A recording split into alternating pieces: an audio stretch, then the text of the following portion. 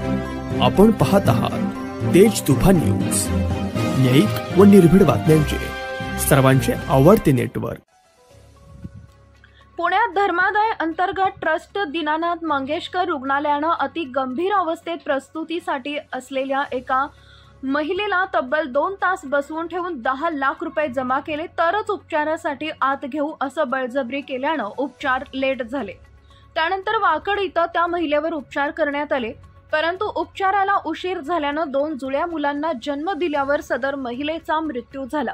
ही असल्याची दुर्दैवी घटना घडली आहे। भाजपा आमदार अमित गोरखे यांचे स्वीय सहाय्यक सुशांत भिसे यांच्या पत्नी तनिषा भिसे या प्रसूती वेदनेनं व्याकुळ असताना प्रसूतीसाठी दीनानाथ मंगेशकर रुग्णालयामध्ये दाखल होण्यासाठी गेल्या, मात्र रुग्णालय प्रशासनानं 10 लाख रुपये अनामत रक्कम भरण्याची मागणी केली।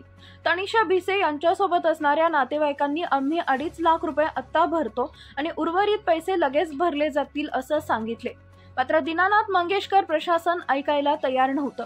काही वेळानंतर पती सुशांत भिसे हे आमदार अमित गोरखे यांचे स्वीय सहाय्यक असल्यानं त्यांनी मंत्रालयातून संबंधित रुग्णालय प्रशासनाला फोन केला, मात्र तरीही मंगेशकर रुग्णालयाचे प्रशासन हलायला तयार नव्हतं, ऐकत नव्हतं। मुजरपणा त्यांचा जास्तच होता। अशा परिस्थितीत तनिषा भिसे यांना दुसऱ्या रुग्णालयात तातडीनं हलवलं गेलं। त्यातच त्यांनी 2 जुळ्या बाळांना जन्म दिला, मात्र त्यांचा करुण अंत झाला। दीनानाथ मंगेशकर रुग्णालयाच्या प्रशासनानं कदाचित थोडासा मानवीय दृष्टिकोन दाखवला असता तर आज तनिषा भिसे आपल्या जुळ्या बाळांना मातृत्व देण्यासाठी हयात राहिल्या असत्या। सत्ताधारी आमदारांच्या निकटवर्तीयांची ही अवस्था असेल तर आर्थिकदृष्ट्या दुर्बल घटकातील लोकांचं जगणं किड्या मुंग्यांपेक्षाही बदतर होत आहे, ज्याची कल्पनाच न केलेली बरी। पुण्यातील अनेक धर्मदाय रुग्णालय हे पेशंटकडून लाखो रुपये उकळत असतात, रुग्णांच्या ट्रीटमेंटचे पैसे घेतात व शासनाच्या वैद्यकीय निधीमधून सुद्धा कोट्यवधी रुपये उकळत असतात। सदर दीनानाथ मंगेशकर रुग्णालयाबद्दल प्रशासनानं गंभीर दखल घेतली असून त्यांच्यावर चौकशी लावण्यात आली आहे।